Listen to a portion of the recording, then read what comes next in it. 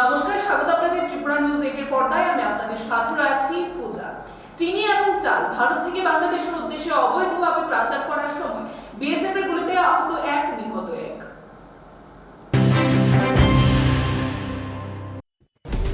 BSF এর গুলিতে নিহত এক পাচারকারী, আহত হয়েছেন আরও এক পাচারকারী। সোনামুড়া দুর্গাপুর সীমান্তে গুলির আওয়াজে আতঙ্ক তৈরি হয়েছে। নিহত ব্যক্তির নাম শাহিদুল ইসলাম ওরফে শহীদ মিয়া। আহত কাবিল মিয়াকে মেলাঘর হাসপাতালে নেওয়া হয়েছে। গুলিকাণ্ড ঘিরে আবারও উত্তপ্ত পরিস্থিতি সীমান্তে। বুধবার রাত 10টা নাগাদ এই ঘটনা দুর্গাপুর সীমান্তে। এই সীমান্তের প্রায় 3 কিলোমিটার বেড়া এখনও কাঁটাতার বসানো বাকি।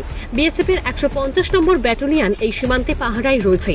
দুর্গাপুর এবং এনসিনগর সীমান্ত দিয়ে চিনি, চাল, পেঁয়াজ পাচার হয় হামেশাই। প্রায় 500-র বেশি যুবক এই পাচার বাণিজ্যের সঙ্গে জড়িত। পাচার বাণিজ্য নিয়ে প্রায়শই বিভিন্ন সংবাদ মাধ্যমে খবরও হয়।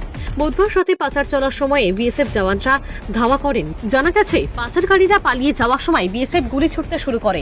একটি গুলি লাগে শাহিদুলের মাথায়। গুরুতর অবস্থায় তাকে প্রথমে সোনামুড়া হাসপাতালে নিয়ে যাওয়া হয়। সেখান থেকে জিবি হাসপাতালে রেফার করা হয়, কিন্তু রাস্তায় মৃত্যু হয় এক ব্যক্তির। অন্যদিকে গুলিতে আহত হন কাবিল মিয়া নামে এক ব্যক্তি। তার গলায় গুলি লাগে। স্থানীয়দের দাবি, কাবিল পাচারের সঙ্গে যুক্ত নয়। গুলির আওয়াজ শুনে ঘর থেকে বেরিয়েছিলেন। এদিকে পাচারকারীরা গুলির ঘটনার পর বিএসএফ এর 2 এবং 3 নং এন্ট্রিতে গিয়ে ভাঙচুর চালায়। পরিস্থিতি নিয়ন্ত্রণে আবারও কয়েক রাউন্ড গুলি ছোড়ে বিএসএফ। গোটা রাত গুলির আতঙ্কে কাটিয়েছে দুর্গাপুর এলাকার সীমান্তবাসীরা। রাতে পরিস্থিতি সামাল দিতে ছুটে যায় পুলিশও।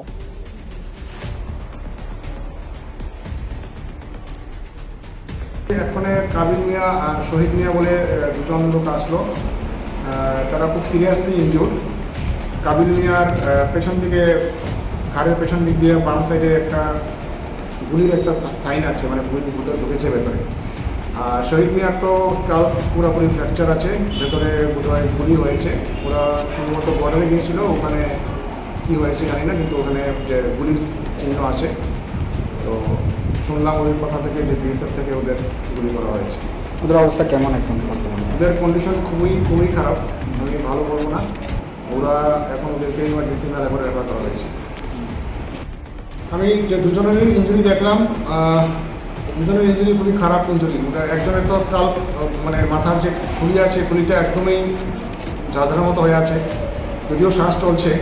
আর কাবিল মিয়ারও সেম কন্ডিশন। ওনার পিছন থেকে, ঘাড়ের পেছন থেকে স্পাইনাল কর্ডের সম্ভবত গুলি লেগেছে, ওখান থেকে ব্লিডিং হচ্ছে কন্টিনিউয়াসলি।